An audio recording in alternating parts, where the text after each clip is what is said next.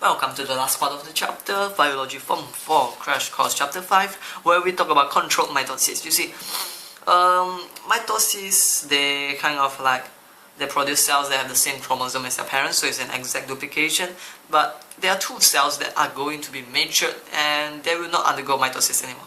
That is your nerve cell and your muscle cell. You know, when I first heard about this muscle cell, I was so confused because I thought that bodybuilder, they use their cell undergo mitosis, that's how they get larger muscle, isn't it?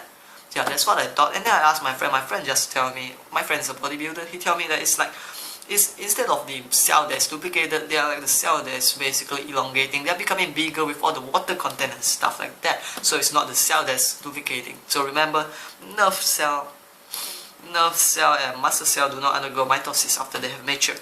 So afterward you have the uncontrolled mitosis, which basically just means cancerous cell, and it creates tumor. Tumor is like a lump of cell that keeps on divide uncontrollably.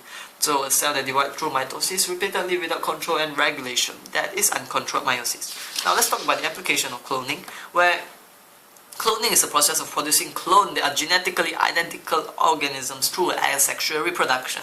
Now, one of the things we can do is like you take an ovum and then you remove the nucleus, and then you take a somatic cell. What is somatic cell? Somatic cell is every single cell other than gametes. Remember, somatic cell, every single cell other than gametes. So you take the somatic cell, you take the nucleus from the somatic cell, and then you put it into the ovum. What do you think happened? At this particular process here, the whole genetic information, the nucleus has been taken from the somatic cell, while the ovum does not contribute anything at all. So the whole cloning is similar to the ovum kind of thing. So after that, you have the advantage, which is actually, you know, if you have a good plant, you just do the asexual reproduction for the plant, you can increase your crop yield because it's very fast. It produces a high number when you do the cloning. And then you can also alter the genes, which we'll talk about more in genetic engineering in Form 5 later. And this advantage with it is like, you see, because you are producing the same thing, it's like whole field of the same thing.